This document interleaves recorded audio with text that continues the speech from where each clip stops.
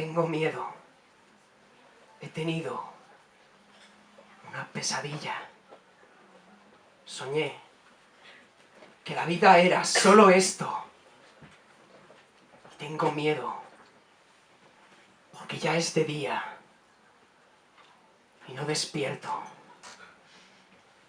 Y es que quise poner al viento huesos, al trueno grietas y al grito dueño, y una duda en la frente del llanto, como se pone el púrpura en la flor del cardo, para saciar este rumor de cadenas y de oír la voz de la savia que me quema, hasta en los órtagos del sueño.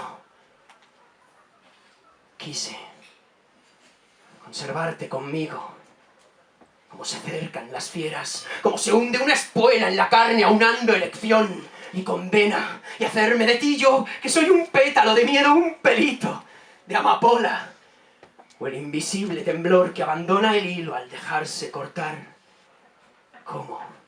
¿Cómo iba entonces a tomar de las alas del misterio su cadencia? ¿Cómo a guardarla en el péndulo de tu paladar? Quise hacer sitio a la conciencia de las horas, dar a su cauce huella y una correa de soles a su desmemoria. Padre, he ansiado tanto y a duras penas he logrado cubrir con gestos torpes esta extraña fragilidad. Y así es como retuerzo lo que fue, como lo estrecho hasta hacerlo caber en lo que soy capaz de soportar, y permanezco en madrugada igual que una bandera insomne, abrazando el derrumbe de los cálices de lo absoluto, mirando al mundo como un pliegue de cordel, atestiguando que nada sirve sin su recuerdo. Me reúno, como el polvo se hace grumo ante las estancias de mi vida. Hay pocos nombres y son escasos los caminos.